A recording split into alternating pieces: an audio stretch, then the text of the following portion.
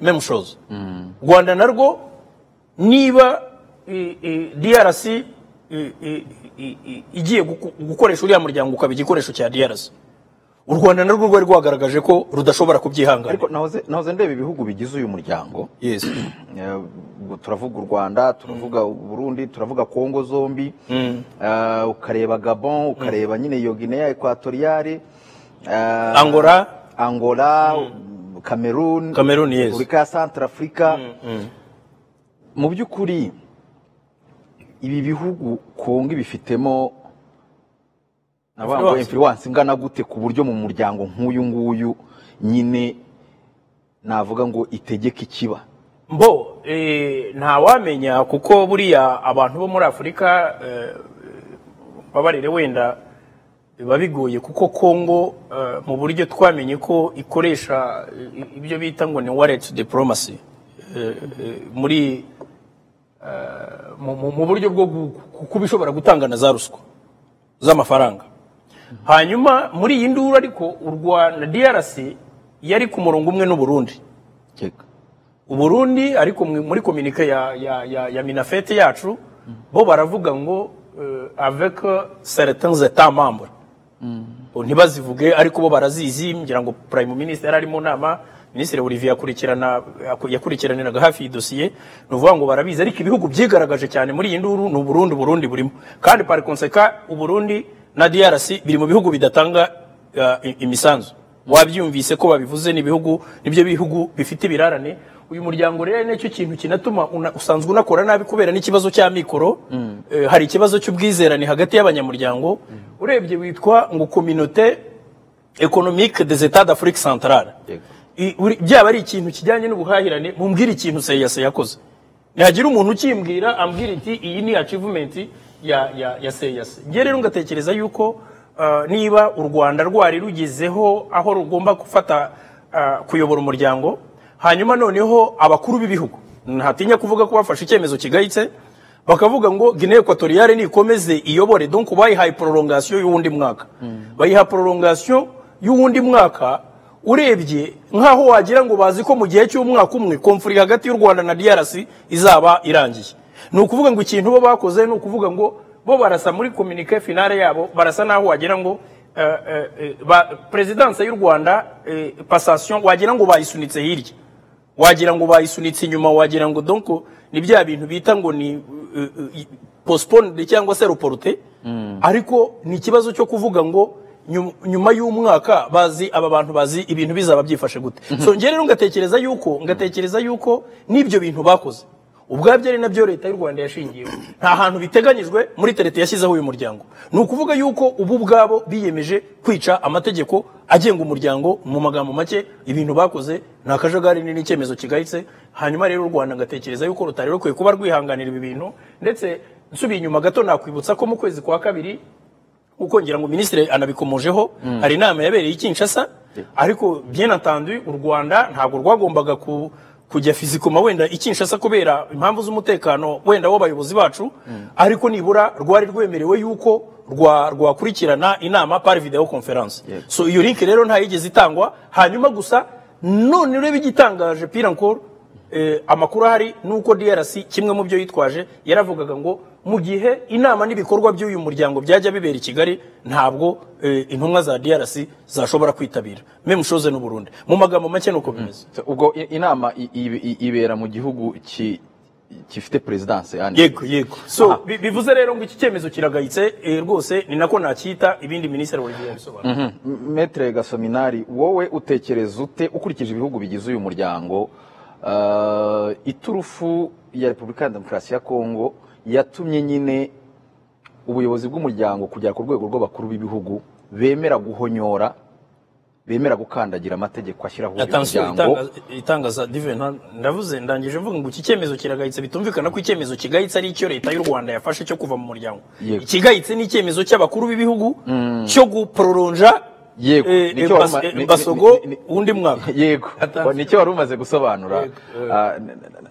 Nabazaga Maître Gasominari we byumvikana bita umuntu wabyumva yakumva ko Kongo yakuye hehe imbaraga zo kwiyempoza zo gutegeka ku buryo nyine n'amategeko akandagirwa mu muryango nk'uyu nguyu noneho bigakorwa ku rwego rw'abakuru b'ibihugu. Ntabwo nibaza ko ari imbaraga Kongo yakoresheje, ahubwo icyo tugomba kumenya kandi tumaze kumenyera mu by'ukuri isi ubu ngubu ifite ikibazo njyewe njya nita crise de valeur. Abantu ntabwo bakigira indangagaciro. Ni ukuvuga ngo ubu ngubu ufite ziriya noti z'icyatsi nk'uko bazita amadolari aravuga rikijyana ahantu hose. Twarabibonye mu miryango ikomeye mpuzamahanga, haba mu muryango nka Loni, haba mu muryango nk'ubumwe bwa Afurika, ahantu hose batanze amafaranga babona ibyemezo biri mu nyungu zabo. Naho icyemezo u Rwanda rwafashe cyo kirumvikana. Ni ukuvuga ngo buriya ubwiza bw'amategeko. Ubwo mubwiye abadukurikiye ko nta kundi kuntu Kongo yari kubigeraho idakoresheje, ubwo ni ruswa muvuze? Oya, nicyo twavuze ni ukuvuga ngo nicyo honorable Evode yise wallet diplomacy. Ni diplomasi ishingiye ku ikofi. Ni ukuvuga ngo abantu bahawe amafaranga, abantu baraguzwe hanyuma hagati y'ukuri n'amategeko na bitugukwaha bahawe bahitamo. Bitugukwaha yaraganje muri seyase cyane rwose. We ntabwo ariho honyine uje gukora diplomasi, ushaka ko twerura ibintu byose. Ntabwo ariho honyine. Ni ukuvuga ngo ubu ngubu nibyo nkubwiye ngo isi ifite ikibazo gikomeye kandi biri ku rwego rw'isi, nta nubwo n'uvuga ni muri Afurika honyine, n'ahandi hose birakoreshwa. Ni ukuvuga ngo igikorwa icyo ari cyo cyose kigiye kuba kigiye kibanzirizwa na za malete z'amadolari. Ibyo rero ni ibintu Kongo izi cyane, ni ibintu Kongo ikora, kuko ni nako Kongo ubwayo nk'igihugu iyobowe. Nta kintu rero kigitangaza. Nakubwiraga ni ikintu cyiza cy'amategeko nshaka gusobanura icyemezo u Rwanda rwafashe. Buriya nuko buriya amategeko agira ibintu bibiri by'ingenzi. Iyo uvuga ko ufite uburenganzira, bwa burenganzira bujya bujyana n'inshingano. U Rwanda nk'umunyamuryango wa CEEAC rwari rufite inshingano yo kwitabira inama, yo gutanga imisanzu, yo gukora ibyo bintu byose, kandi rurabikora. Hanyuma bigeze ahantu ruhabwa uburenganzira bwemewe n'amategeko shingiro y'uriya muryango, harimo kuwuyobora, hafatwa icyemezo kinyuranyije nabyo. None se urumva u Rwanda nk'igihugu rwashobora gukora iki? Metere, guma kuri argumentation yawe. Uravuze ubwiza bw'amategeko. Ubwiza nuko twahize twese. Amategeko buriya agira ibintu bine. Yego. Icya mbere aguha uburenganzira. Yego. Ibyo ni right. Yego. Akaguha inshingano. Yego. Obligation. Yego. Noneho yarangiza akakwereka n'ibibujijwe. Yego. Prohibition. Yego. Hanyuma icya kane agashyiraho sanction umuntu wakoze bya bindi bibujijwe. Ni ukuvuga ngo rero le Rwanda a dénoncé la violation du traité. Nta kindi. Iyo ni sanction. U Rwanda ruri mu murongo w'amategeko, ruri mu murongo w'ibintu biteganywa n'iriya traité. Y'ibyo bintu bine tukubwiye. Ni intuza ni right, ni obligation, ni prohibition, ni sanction. Ibyo bine. Umunyamategeko wese utazakubwira ibyo bintu azaba yarize ibigoroba, ntabwo bishoboka. Urumva rero mu by'ukuri u Rwanda nk'igihugu cyagombaga gufata ubuyobozi bw'uriya muryango. Hanyuma urwego rwa nyuma rw'uriya muryango rw'abakuru b'ibihugu rukemeza ko habaho prolongation ya manda ya Guinée, kandi u Rwanda ruhari. Ni ukuvuga ngo ntabwo ukiri umunyamuryango wacu mu by'ukuri, kuko iyo uza kuba uri umunyamuryango wakabaye uhabwa uburenganzira bwawe. Exact. Rero icyo u Rwanda rwakoze ni ugushimangira icyemezo cyafashwe. Honorable avuze ko ari icyemezo kigayitse n'abakuru b'ibihugu, ntabwo bagomba gufata kiriya cyemezo. Niyo baza kuba ari abafata kiriya cyemezo, bagombye kuba baramenyesheje u Rwanda mbere yuko n'iriya nama iba.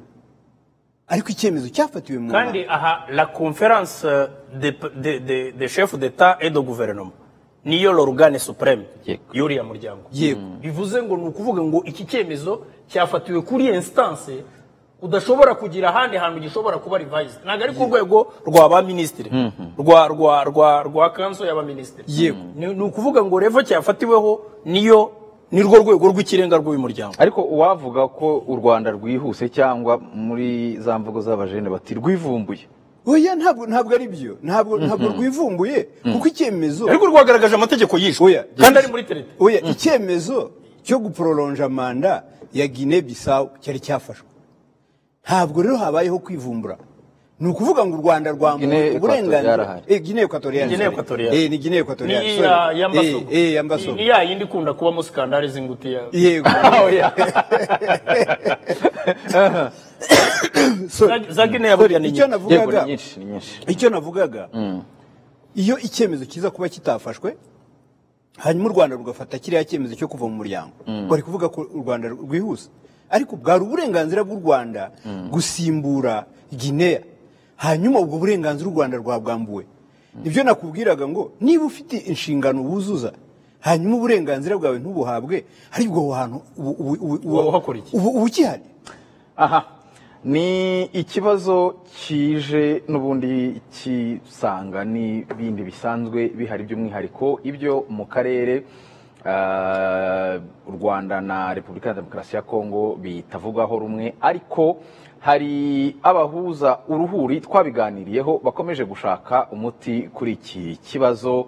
Hari Washington, hari Doha byaje byiyongera no ku bindi byabanje, ariko se kw'amezi ashize ibi biganiro bya Doha ndetse na Washington nabyo bitangiye, twavuga ko ubu ngubu hari icyo twakwitega cyangwa hari icyizere igiturukayo.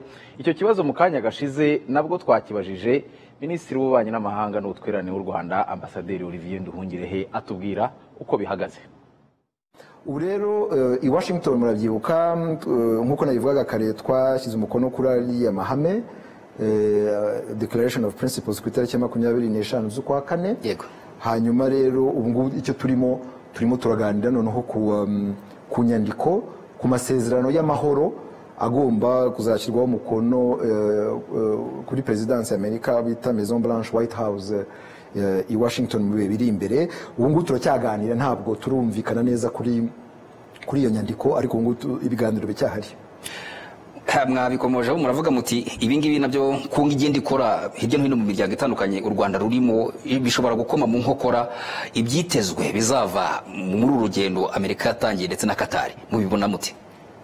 Usibye n'ibyo kujya mu miryango yose y'akarere cyangwa imiryango mpuzamahanga, hari n'ibirimo bikorerwa kuri tere hari iburasirazuba bwa Kongo bidahuye n'ibi turimo by'ibiganiro bigamije kugarura amahoro, kuko guverinoma ya Kongo iracyatumiza intwaro, iracyazana turiya tudege twigenza twitwa twa drone tumiza mu mahanga, iracyazana n'abacanshuro. Hari abandi bacanshuro baje bashya iburasirazuba bwa Kongo. Ni ukuvuga ko Kongo ibyo ikorera Washington, ibyo ikorera Doha ndetse n'ibyo ikorera muri Afurika muri ibi biganiro bya EAC na SADC ntabwo bihuye n'ibyo ikorera kuri tere hari iburasirazuba bwa Kongo. Bigaragara rero ko Repubulika ya Demokarasi ya Kongo idafite ubushake bwo kugarura amahoro iburasirazuba bwa Kongo. Twaba twizera ko aba bahuza bose bazakoresha ububasha bafite kugira ngo bumvishe Perezida Tshisekedi ndetse na guverinoma ye yuko amahoro ari cyo kintu abaturage bo muri aka karere bategereje, ko igisubizo cy'intambara gisa nk'icyo afite kuva kera ko kidashobora gutanga umusaruro. Honorable, wumvise icyizere cyangwa kirayoyotse ko Doha na Washington hari ikizavayo? Reka turebe kuko buriya imvugo z'abadiplomate nyine nibyo nahoze mvuga, hari igihe udashobora gupfa kuzisobanukirwa, ariko duhereye ku gihari ni uko intumwa za M23 zari ziri Doha, abazikuriye mu muryango muri AFC M23 bazisabye kugaruka. Hanyuma n'intumwa za DRC birumvikana ko nazo zagarutse. Hanyuma aho byari bigereye Doha yarakora businze.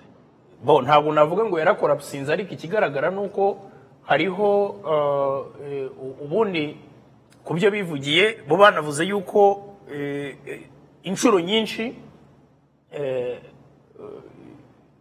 leta ya Katari yagiye ihura na buri ruhande awikoro donc séparément séparately ni ukuvuga ngo bagahura n'intumwa za leta bagahura n'intumwa za M23 ni gake rero bazihurije ku meza amwe intumwa za leta n'iza M23 hanyuma ikindi nuko nyuma yo kumva ibyifuzo bya buri ruhande leta ya Katari hari texte yakoze hari umushinga yakoze projet d'accord bayiha impande zombi hanyuma intumwa za M23 zitera ishoti zivuga ko ibogamiye kuri leta ya Kongo cyane cyane ko ikintu kirimo badakozwa ari ukubabwira ngo nibabanze bave mu bice byose bafashe hanyuma noneho niba hari ikindi basaba babone kugisaba so umbwira ukuntu nakubwiye nkivuga buri munsi muri negotiation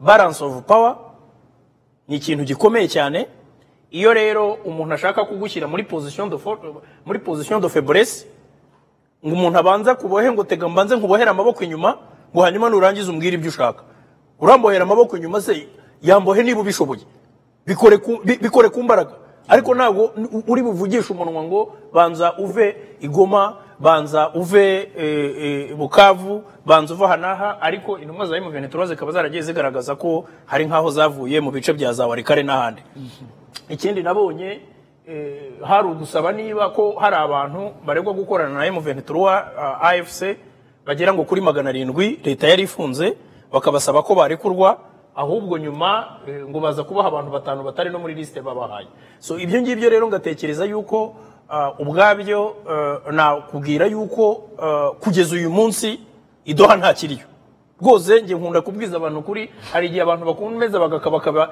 iruhande y'ikintu bakubwira ngo wenda ngo bizatungana ariko kugeza ubu uyu munsi aho tuvugira idoha nta gihari Washington nge ngira ngo Ministre Olivier ejo bundi batubwiraga yuko ejo bari batanze rendezvous ko muri uku kwezi kwa gatandatu hariho amasezerano ashobora gusinywa abakuru b'ibihugu nyuma yo kuganira nyuma yo gusinya nyuma ya ziriya declaration de principe ngira ngo icyari kigiye gukurikiraho ku rwego ruri technique ngira ngo abantu bari bakinononsora za texte ariko nanone buri ruhande rwari rwashyikirije office ya Rubio donc via uriya mujyanama wa Trump Masad Boros buri ruhande rwari rwagaragaje donc rwari rwagerageje gutanga ibyifuzo byarwo reka tubyite ibyifuzo muri izi negotiation mu technique mu babyita kuvuga wenda bakavuga bati twebwe twatanze ibi byifuzo namwe mwatanze ibi sibyo kugira ngo tugire aho duhuriza ariko kimwe n'ibya Doha biragaragara navuga ngo chacun a campé sur ses positions camper sur les positions no kuvuga gute no kuvuga ngo buri ruhande rwatsimbaraye ku byarwo nta na rumwe kimwe gishaka gukora concession cyangwa guseda ariko nkuko nanabikubwiye no muri ziriya declaration bakoze hariya igihe declaration de principe zasinywaga hari texte yasinywe yiri irahari ariko noneho mwibuke ko hari ibyo Minister Kayikwamba yavuze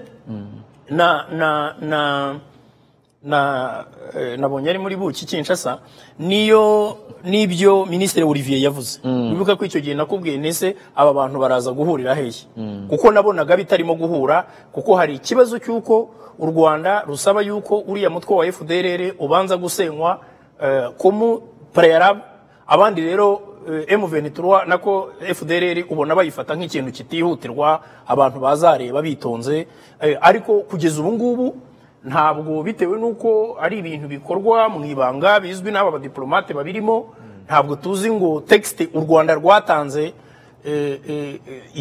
imezite ntabwo tuzi ngo Ministre Nduhungire yavuze ko biracyaganirwaho nta kintu kiragerwaho voilà donc ni hari texte ya Kongo ntabwo tuzi ngo harimo iki byo ikintu nayo tuzi neza ikintu cyitwa ngo souveraineté na intégrité territoriale, ibintu byo kubanza kuvuga ngo icyo kintu bakirambarayeho i Doha bakakirambararaho Washington. Donc ni ukuvuga yuko rero iyo ureba nshatse navuga ngo urwishe ya nkarura cyayirimo, ubwo ngubwo niyo process yari igeze. Nta bimenyetso bigaragaza icyizere urabona. Je ntabyo ndabona. Noneho pire encore ubu hariho abantu, hariho noneho n'ibindi bintu turimo kubona. Kingira ngo wabonye ko ejo bundi noneho Martin Fayulu yagiye guhura na Perezida Tshisekedi. Bo noneho ikindi cyaje, mwabonye presence ya Kabila muri Goma, sibyo? Turaza kubigeraho. Ubwo nabyo urabigeraho politike y'imbere mu gihugu ibirimo kuba, ni ukuvuga ngo n'ibibera mu bahuza, niba hari isano. Hari ibibera mu bahuza n'ibiri muri politike y'imbere mu gihugu, kandi ibiri muri politike y'imbere mu gihugu biraza kugaragaza neza yuko ikibazo kiri muri Kongo ari ikibazo cy'abanyekongo ubwabo. Nicyo kigaragara, kubera ko kari akajagari kari muri politike interne yabo karaza gukonfirima ibyo u Rwanda rwakomeje kuvuga. Par conséquent uraza gusanga ari twongere dutangire. Maître Gasominari, hari icyo Ministre Nduhungirehe avuze kijyanye no kuvuga ati mu bihe biri imbere tuzasinya, ariko dukurikije ibyo tubona kuri terrain bya Repubulika ya Demokarasi ya Kongo ikomeza gutumiza abacancuro, ikaba ikomeje kugura za drone, bisa naho amahoro tuvuga mu biganiro kuri tere Kongo itayazi. Ubwo Washington na Doha kuri wowe hari ikintu kiri buze kuvayo? Mu by'ukuri reka two kuba babandi bavuga ko ari abahanuzi bahanura ibintu bitari byiza bizaba. Ntabwo ari cyo tugamije, ariko ibijya gushya birashyuha, niko abanyarwanda baca umugani. Ntabwo ushobora kwitega yuko ibintu bizava mu biganiro bizaza ari ibintu byiza igihe rumwe mu mpande ziganira rugaragaza ubushake buke bwo gukora n'ibyo biganiro, ndetse runakora n'ibikorwa binyuranyije n'ibyitezwe muri bya biganiro. Gute? Icya mbere nicyo Ministre Nduhungirehe avuze. Umutegetsi wo ku rwego rwa Minisitiri w'Ububanyi n'Amahanga ntashobora kuvuga amakuru atariyo.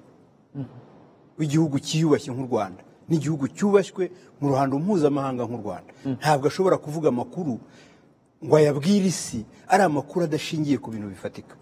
Niba leta ya Kongo igura ziriya ndege zidafite abapilote z'intambara za drone, niba ikomeje guha akazi abacanshuro bashya baza baje gusimbura abatsinzwe mu minsi yashize, niba ikomeje guha intwaro abasivile bitwaje intwaro yashakiye amazina, ibyo byose nibigaragaza yuko niba uyu munsi irimo igenda iburizamo cyangwa igenda isabota za initiative zose zikorwa, harimo no kujya gusaba ibihano, gusabira ibihano igihugu yitwa ko irimo iganira nacyo kugira ngo amahoro agaruke.